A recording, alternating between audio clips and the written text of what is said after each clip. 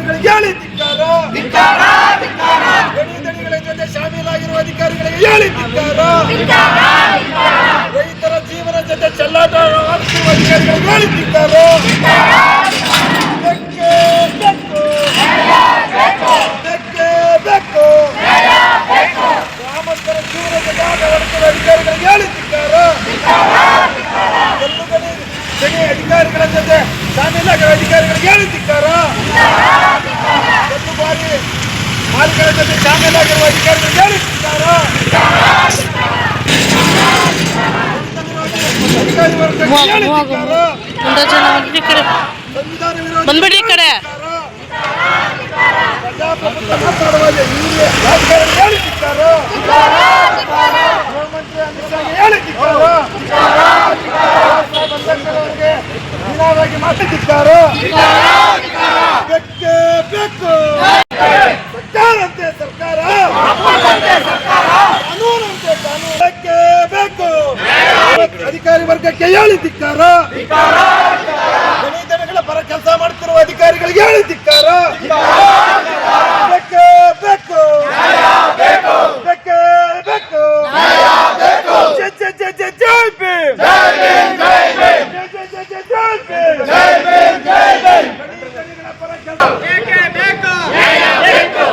ರಕ್ತವನ್ನು ಚೆಲ್ಲುತ್ತೇವೆ, ರಕ್ತವನ್ನು ಚೆಲ್ಲುತ್ತೇವೆ, ರಕ್ತವನ್ನು ಚೆಲ್ಲುತ್ತೇವೆ. ದಲಿತ ವಿರೋಧಿ ಅಮಿತ್ ಶಾಗೆ, ದಲಿತ ವಿರೋಧಿ ಅಮಿತ್ ಶಾಗೆ, ದಲಿತ ವಿರೋಧಿ ಅಮಿತ್ ಶಾಗೆ, ದೇಶದ್ರೋಹಿ ಅಮಿತ್ ಶಾಗೆ, ದೇಶದ್ರೋಹಿ ಅಮಿತ್ ಶಾಗೆ. ಅಮಿತ್ ಶಾ ಕೇಳಿ, ಅಮಿತ್ ಶಾ ಹೋರಾಟಕ್ಕೆ,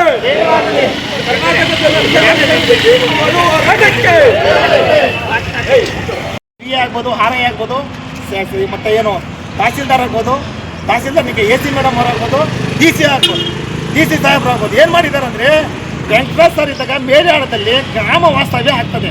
ಗ್ರಾಮ ವಾಸ್ತವ್ಯ ಆದಾಗ ಮಾನ್ಯ ಜಿಲ್ಲಾಧಿಕಾರಿಗಳಂತ ಇದಕ್ಕೆ ಹಿಂದೆ ಇದ್ದವರು ವೆಂಕಟೇಶ್ ಸರ್ ಇದ್ದಾಗ ಅವ್ರನ್ನ ಬೆಟ್ಟದ ತಪ್ಪಲು ಕರ್ಕೊಂಡು ಹೋಗಿ ಹೇಳಿದ್ದೀನಿ.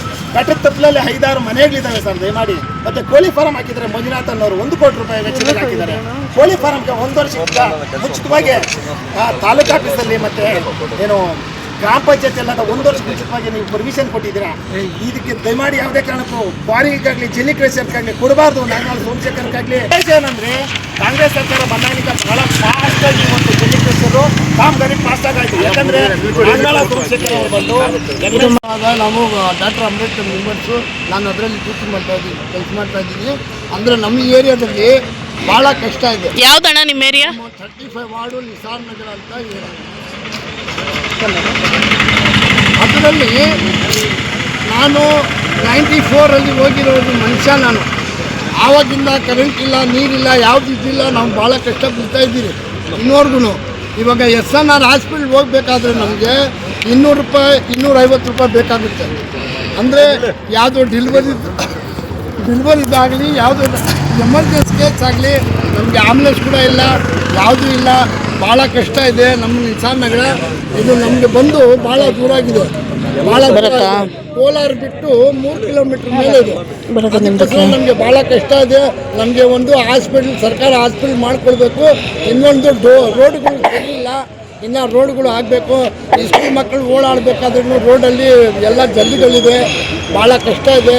ಇದೆಲ್ಲ ನಮಗೆ ಅನುಕೂಲ ಮಾಡಬೇಕು ಅಂತ ನಾವು ಕೇಳ್ತಾ ಇದ್ದೀವಿ. ಬೇಸಿಕ್ ಸಾಹೇಬ್ರಿಂದ ನಾವೆಲ್ಲ ಬಂದು ಮಿಸ್ಟೇಕ್ ಏನಕ್ಕೆ ಮಾಡ್ತಾಯಿದ್ದೀವಿ ಅಂದರೆ ನಮಗೆ ಸಹಾಯ ಬೇಕು. ಇಲ್ಲಿ ನಾವು ಖರಾಬಿ ಜಾಗದಲ್ಲಿ ಭಾಳ ಜನ ಮನೆಗಳು ಕಟ್ಟಿದ್ದಾರೆ, ಅವ್ರಿಗೆ ಅಕ್ಕತ್ರ ಇಲ್ಲ, ಯಾರು ಮಾಡಿಕೊಂಡು ಹೋಗ್ಬಿಟ್ಟಿದ್ದಾರೆ. ಅದಕ್ಕೆ ಅವ್ರ ಪಾಪ ಜೀವನ ಮಾಡಿ ತಿನ್ನೋಕ್ಕೆ ಕಷ್ಟ ಇದೆ. ಅವ್ರಿಗೆ ಭಾಳ ಕಟ್ಟಿಗಿಲ್ಲ ಅಂತ ನಾವೇ ಕಟ್ಟಿ ಅವ್ರಿಗೆಲ್ಲ ಮನೆ ಮಾಡಿಸಿ ಕೊಟ್ಟಿದ್ದೀರಿ. ಅವ್ರಿಗೆ ಅಕ್ಕತ್ರ ಮಾಡ್ಕೊಳ್ಬೇಕು, ನಿಮಿಟ್ಲಿಕ್ಕೆ ಅವ್ರಿಗೆ ಅಕ್ಕತ್ರ ಬೇಕೇ ಬೇಕು. ಪಾಪ ಭಾಳ ಕಷ್ಟದಲ್ಲಿ ಅದ್ರಾಗಿದ್ದಾರೆ. ಅದಕ್ಕೋಸ್ಕರ ನೀವೆಲ್ಲ ಸೇರಿಕೊಂಡು ನಮ್ಮ DC ಸಾಹೇಬರು, ನಮ್ಮ ಚಂದ್ರ ಸಾರು ಮತ್ತು ನಮ್ಮ ಇವರೆಲ್ಲ ಸೇರಿಕೊಂಡು ನಾವೆಲ್ಲ ಬಂದಿದ್ದೀವಿ. ನಮಗೆ ಅನುಕೂಲ ಮಾಡಬೇಕು, ಬೇಗ ಮಾಡಿಕೊಡ್ಬೇಕಂತ ನಾನು ಕೇಳ್ಕೊಳ್ತಾ ಇದ್ದೀನಿ. Thank you. ಜೈ ಭೀಮ್, ಜೈ ಭೀಮ್, ಜೈ ಭೀಮ್, ಜೈ ಭೀಮ್, ಜೈ ಭೀಮ್, ಜೈ ಭೀಮ್. ಗಣಿಗಳಿಗೆ ಕುಮ್ಮಕ್ಕು ನೀಡುತ್ತಿರುವ ಅಧಿಕಾರಿಗಳಿಗೆ ಹೇಳಿ ಧಿಕ್ಕಾರ. ಗಣಿಗಳಿಗೆ ಬರ್ತಾ ಇಲ್ಲ, ಹೇಳಿ ಧಿಕ್ಕಾರ.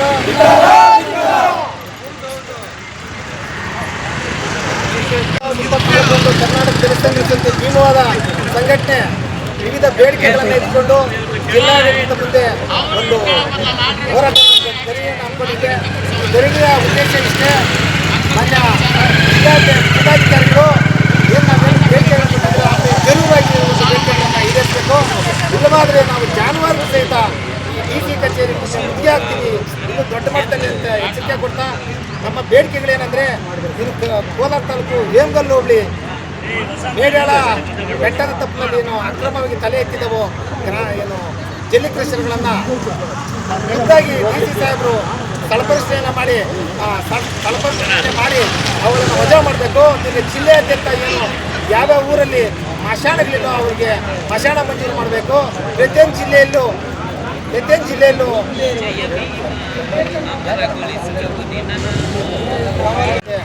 ನಮ್ಮ ಬೇಡಿಕೆಗಳಿಷ್ಟೇ. ಮಾನ್ಯ ಜಿಲ್ಲಾಧಿಕಾರಿಗಳಿಗೆ ಹೇಳ್ತಾ ಇರೋದು, ಏನು ಕೋಲಾರ ತಾಲೂಕು ಹೇಮಗಲ್ಲು ಹೋಗಿ ಏರಿಯೆಲ್ಲ ಬೆಟ್ಟದಲ್ಲಿ ಅಕ್ರಮವಾಗಿ ಏನು ತಲೆ ಎತ್ತಿದ್ದಾವೆ ಜಲ್ಲಿ ಕ್ರಷರ್ಗಳು, ಆ ಒಂದು ಜಲ್ಲಿ ಕ್ರಷರ್ಗಳನ್ನು ತಕ್ಷಣದಿಂದಲೇ ಏನು ಅನುಮತಿಯನ್ನು ರದ್ದು ಮಾಡಬೇಕು. ಮತ್ತು ಜಿಲ್ಲೆಯಾದ್ಯಂತ ಏನು ಅಪೂರ್ಣಗೊಂಡಿರುವ ಬಾಬಾ ಸಾಹೇಬ್ ಅಂಬೇಡ್ಕರ್ ಭವನದ ಕಾಮಗಾರಿಗಳನ್ನು ಮತ್ತೆ ಚುರುಕುಗೊಳಿಸಬೇಕು. ಮತ್ತು ಎಲ್ಲ ಊರುಗಳು ಬಾಬಾ ಸಾಹೇಬ್ ಅಂಬೇಡ್ಕರ್ ಸಮುದಾಯ ಭವನಕ್ಕೆ ನಿವೇಶನವನ್ನು ಮಂಜೂರು ಮಾಡಬೇಕು. ಮತ್ತು ಪ್ರತಿಯೊಂದು ಊರಿನಲ್ಲೂ ಸಾರ್ವಜನಿಕ ಮಶಾನಗಳಿಗೆ ಭೂಮಿಯನ್ನು ಮಂಜೂರು ಮಾಡಿ ಮೀಸಲಿಡಬೇಕು. ಮತ್ತು ಏನು ಕೋಲಾರ ನಗರದ ವಿಸಾರ್ ನಗರದಲ್ಲಿ ಇರ್ತಕ್ಕಂಥ ಬಡವರಿಗೆ ನಗರದ ಸಮೀಪದಲ್ಲಿರುವ ಸರ್ಕಾರಿ ಭೂಮಿಯನ್ನು ಗುರುತಿಸಿ ಅವರಿಗೆ ನಿವೇಶನವನ್ನು ಮಂಜೂರು ಮಾಡಬೇಕು. ವಿಸಾರ್ ನಗರದವರಿಗೆ ಮೂಲಭೂತ ಸೌಕರ್ಯಗಳನ್ನು ಕಲಿಸಬೇಕು. ಮತ್ತು ಏನು ದಲಿತರಿಗೆ ಮೀಸಲಿಟ್ಟ ಹಣ ದಲಿತರಿಗೆ ಉಪಯೋಗಿಸಬೇಕು, ಅನ್ಯ ಉದ್ದೇಶಗಳಿಗೆ ಬಳಸಬಾರ್ದು. ಮತ್ತು ಸರ್ಕಾರದಿಂದ ಏನು ನಿಗಮಗಳಿಗೆ ಏನು ಬಜೆಟ್ನಲ್ಲಿ ಮಂಜೂರಾಗ್ತದೆ ಆ ಒಂದು ಸಂಪೂರ್ಣ ಹಣನ ನಿಗಮಗಳು ಆಯಾ ಜನಾಂಗ ಅಭಿವೃದ್ಧಿಗೆ ಬಳಸಬೇಕು. ಇಲ್ಲದೇ ಆದರೆ ಆ ಇಲಾಖೆ ಮುಖ್ಯಸ್ಥರ ಮೇಲೆ ಒಂದು ನೇರ ಹೊಣೆಗಾರನಾಗಿ ಅವರಿಗೆ ಕಾನೂನು ಕ್ರಮ ಕೈಗೊಳ್ಳಬೇಕು. ಮತ್ತು ಮುಂದಿನ ದಿನಗಳಲ್ಲಿ ಎಲ್ಲ ಇನ್ನೂ ಅನೇಕ ಬೇಡಿಕೆಗಳನ್ನು ಹಂಚಿಕೊಂಡು ಹೋರಾಟ ಮಾಡಿದ್ವಿ. ಮಾನ್ಯ ADC ಮೇಡಮ್ ಅವರು ಈ ಒಂದು ಮನವಿಯನ್ನು ಸ್ವೀಕಾರ ಮಾಡಿದ್ದಾರೆ. ನಮ್ಮ ಸಂಘಟನೆಯಿಂದ ಏನು ಇವತ್ತು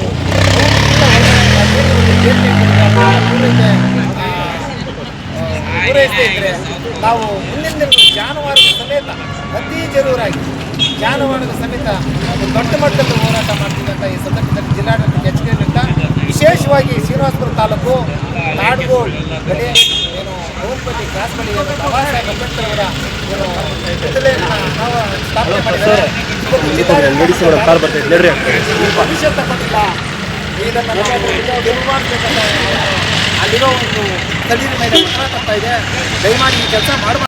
ಯಾಕಂದರೆ ಎಷ್ಟೋ ಮಹಾನುಭಾವರು ವಿಗ್ರಹಗಳನ್ನು ರಾತ್ರಿ ಇಟ್ಟಿದ್ದಾರೆ. ಆ ಒಂದು ವಿಗ್ರಹಗಳನ್ನು ಉದಾಹರಣೆಗೆ